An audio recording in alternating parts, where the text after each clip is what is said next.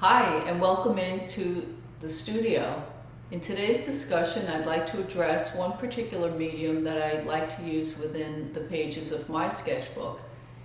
In doing so, I hope that I can offer you another easy medium to work with that's easily transportable and you can use to define new compositions in your work too. So welcome in, and like to invite you to subscribe, keep informed about some of the mediums that I use within my sketchbooks and how that may affect your work in a larger format.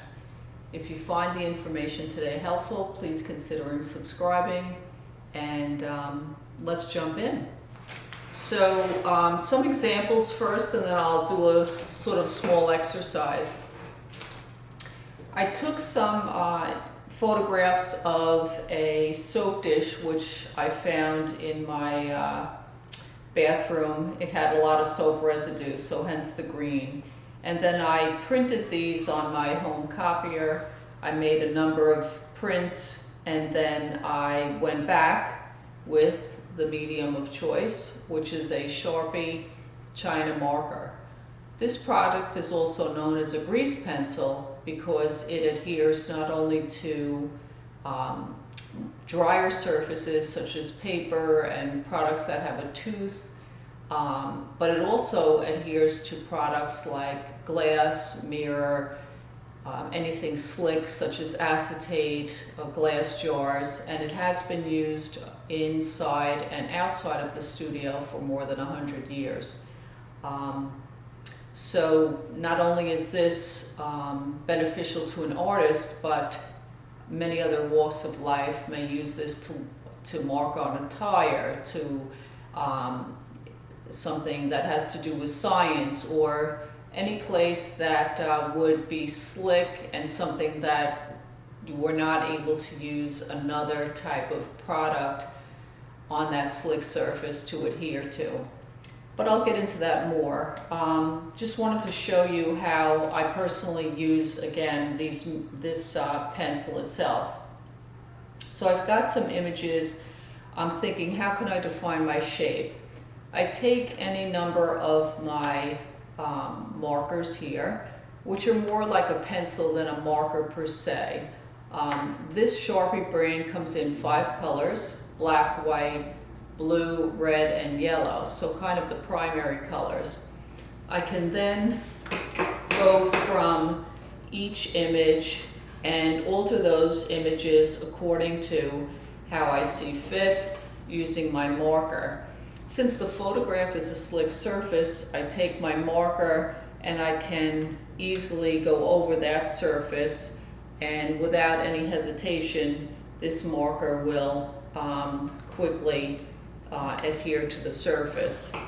If I want to, I can go over the white and then I can add another color, hence blending those colors. So I've identified now different imagery in my images, and I kind of build on that. I can add any type of found collage, and here where my printer sort of went a bit off in that it didn't have black ink, I can now potentially come up with a totally different thematic on defining this human form more in a pop type manner, because the green is because I didn't have enough black in my printer. A little bit more about the markers themselves. These from Sharpie come in 5 colors. They will obviously start out as a sort of conventional pencil length. And what I do is I'm going to easily be able to pull the string. I can unravel this piece of paper here. It will ultimately expose some of the inner wax. And I've got this, which is waste, and I've got my wax, which is very solid, and I can then work with that. Now it depends obviously how much I uncoil this, that I'm going to get the amount of wax open and available for use. But if I have more than say 1/4 of an inch, I do find that it'll easily break off with any type of pressure. So I've got all of my pencils, and again, since I have the string and the pull tab here, I can work as far down as possible to fully expose what's left on my pencils. Now, again, in terms of blending, I can take any of these pencils, whether it's light to dark, dark to light, I can overlay those and mix my own colors. And I'm going to show you how to do that in a moment.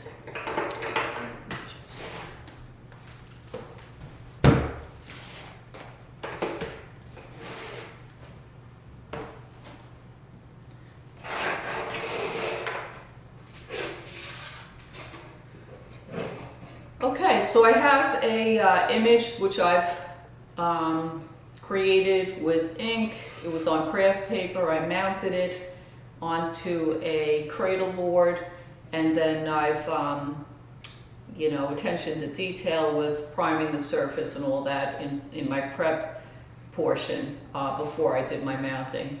But jumping back to this, I've got my image. I have some gouache on here that I built it up. I've got some acrylic. And now I'm wondering, okay, I'm not sure about this. You know, it's not quite resolved. How am I going to treat this?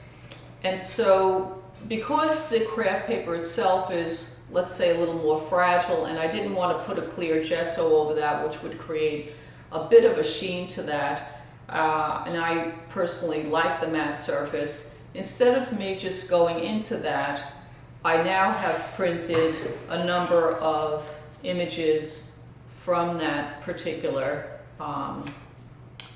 drawing and start of a painting. Now when it comes out of the printer, I've got a 4x6 and it's horizontal. I've got, you know, my square within that.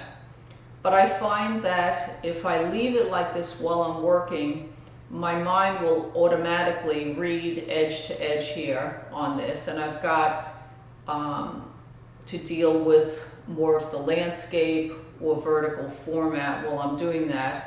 And it kind of throws off my eye a little bit. So what I like to do is to trim it out to the shape of the actual artwork, and that happens to be here a square. Now I can obviously hold it to the orientation that that seems correct or expected, or I can rotate it in any other means that I choose. I'll show you that I started sort of how am I going to resolve this, make my art more interesting, and abstract this sort of head structural feature. Now I'm not going for rendering this human form in a realistic manner, but potentially you may be in your own work.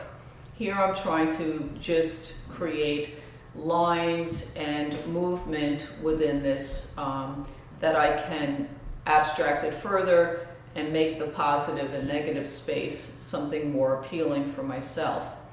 So here I've taken my white pencil. I'm going to scratch on here and color in that area. Now I could take my next drawing, and again, how do I want to delineate these forms? Do I want to, now I could have,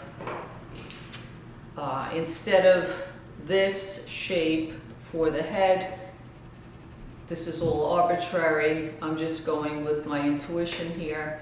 How do I want to move my eye in and out of the composition, make it more interesting for myself? So we've broken this, so I've got to work with it outside of the pen. and how can I now develop shapes or a small painting and work on my composition. Now the red obviously gives it much more focus because of the brightness of the color. If I want to overlap now, creating another tone, I take my yellow and I work that over the red, and I've created